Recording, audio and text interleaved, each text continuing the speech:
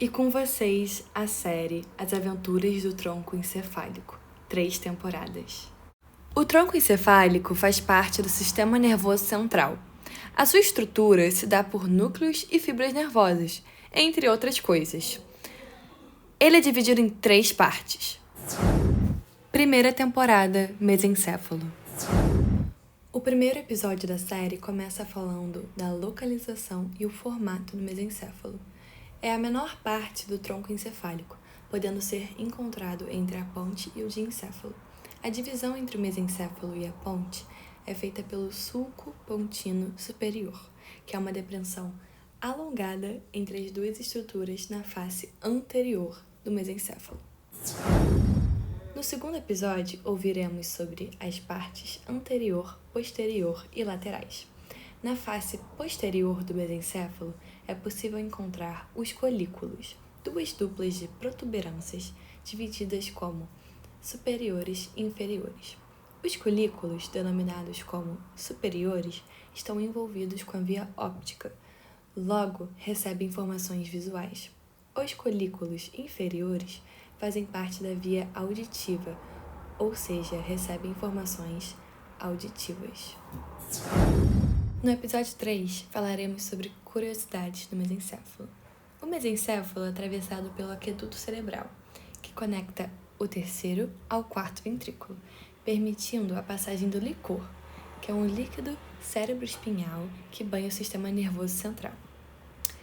Outra curiosidade é sobre a dopamina, que é um neurotransmissor e também pode ser considerado um hormônio. Ela é considerada o hormônio da felicidade, uma vez que influencia os sentimentos como prazer, amor, motivação e até foco, atenção e concentração. Ela é produzida na região do cérebro chamada de substância negra, situada no mesencéfalo. No episódio 4, serão explicadas as funções do mesencéfalo. O mesencéfalo é responsável pela visão e audição, já que contém os núcleos de transmissão envolvidos no processamento das informações auditivas e visuais, que são os colículos. Sua função envolve o movimento dos olhos, pois abriga os núcleos de 3 nervos cranianos comprometidos com essa ação, além do movimento corporal, em virtude de fornecer passagem às vias que percorrem o córtex cerebral e a medula espinhal. Segunda temporada, Ponte. O primeiro episódio dessa temporada vai tratar da localização e estruturas da ponte. Ela situa-se entre o mesencéfalo e o bulbo. É uma grande massa ovoide cortada por longos feixes de fibras orientadas transversalmente, a fibra transversal da ponte. Em sua superfície ventral existe o sulco basilar, que aloja a artéria basilar.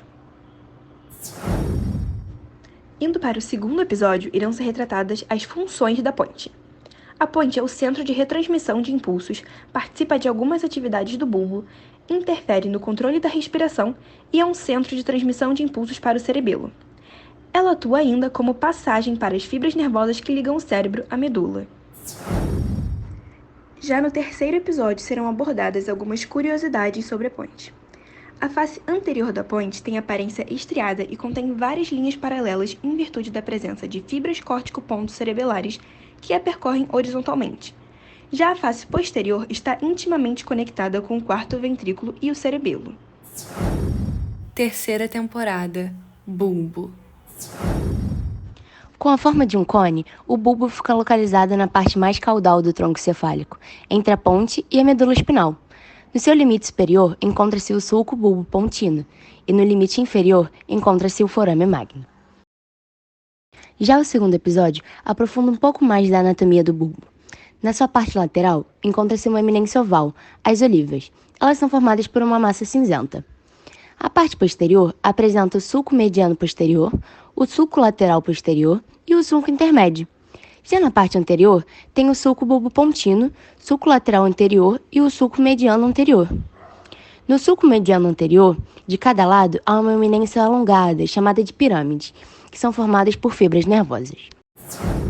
O terceiro episódio mostra algumas curiosidades. As pirâmides apresentadas no episódio anterior, antes de chegarem à medula espinal, se cruzam para o lado oposto. Isso é chamado de decussão piramidal. Por conta disso, o córtex cerebral direito controla as contrações musculares do lado esquerdo do corpo, e o córtex cerebral esquerdo controla as contrações musculares do lado direito do corpo. Já no episódio final dessa série, são apresentadas algumas funções do bulbo. Essa estrutura é muito importante, porque ela ajuda no controle de algumas funções autônomas, como os batimentos cardíacos, respiração, pressão sanguínea e muito mais.